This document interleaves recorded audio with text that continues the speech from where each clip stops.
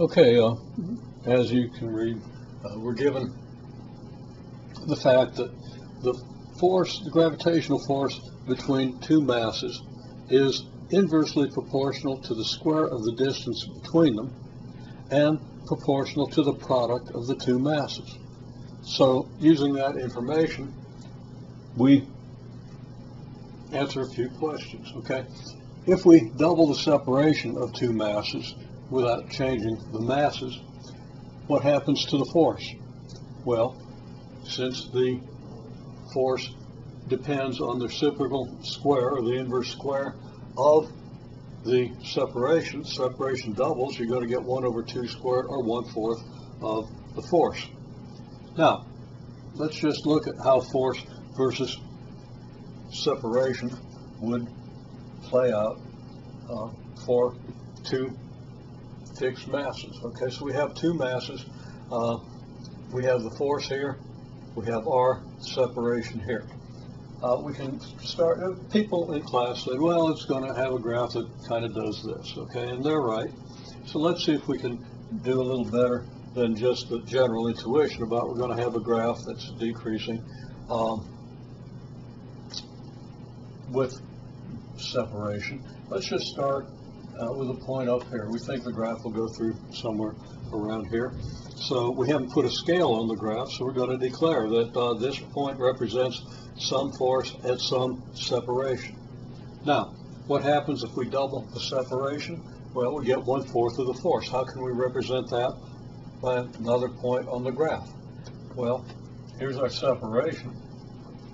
We can double the separation, so we double this separation. That's going to give us a point out here on the r-axis, the r-axis being the one that measures separation. And we're going to get 1/4 of the force. Now the force is this.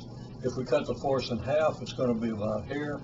If we cut it in half again, we're going to get 1/4 of the original force.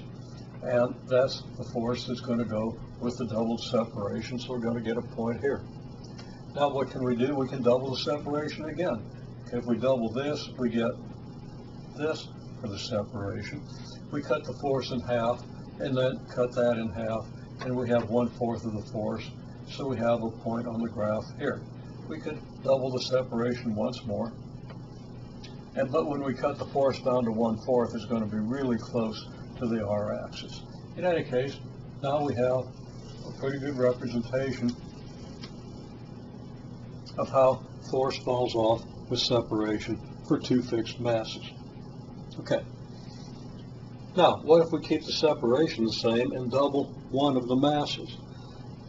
Well, not too hard to reason that out. If we double one of the masses, we double the product of the masses. So now if we double one masses, the product of the mass doubles, and since the force is proportional to the product of the mass, force doubles. Okay, now let's say we want to double one mass and we want to change the separation so we get the same force as before doubling the mass. Well, if we double the mass, that's going to tend to double the force. So we're going to have to move the objects further apart in order to reduce the force down to what the original value was. So that means that the reciprocal of r squared has got to cut in half, because of course, again, doubling one mass without changing the separation would double the force. Changing the separation so that 1 over r squared becomes half as great is going to bring the force back from the doubled value to the original value, so that r squared has to double. Okay, so the reciprocal of r squared is halved, r squared doubles, so that r is going to change by factor 2. Okay, r squared is going to change by, square root of 2. R squared changes by factor 2. R has to change by factor square root of 2. Okay, now we double both masses, keep the separation the same. What happens? Well, if we double both masses, the product of the masses is going to fourple. It's going to become 4 times as great.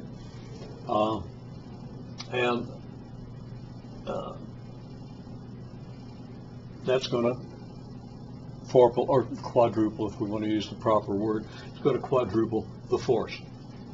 So that one's pretty straightforward. Now, if we double both masses and we want to change the separation so that we get back to our original force, what are we going to do?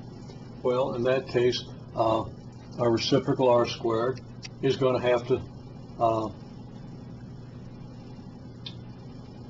become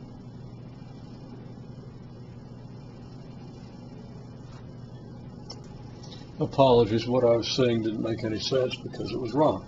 I said 4 times is great. 1 over r squared has got to become 1/4 is great, so that the force, which is increased by a factor of 4, will decrease back to its original value.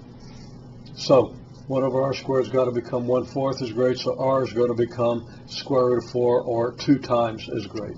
So if r doubles, 1 over r squared changes by factor 1/4, giving us 1/4 of our fourfold force, which is our original force. Okay. So we've wanted to just think through the basic proportionalities in terms of a few simple examples, a few simple situations without getting confused with units and numbers and so forth. Again, the basic idea is that the force between the two masses m1 and m2 is proportional to the product of the masses m1 times m2 and inversely proportional to the square of the separation, and that is proportional to 1 over r squared.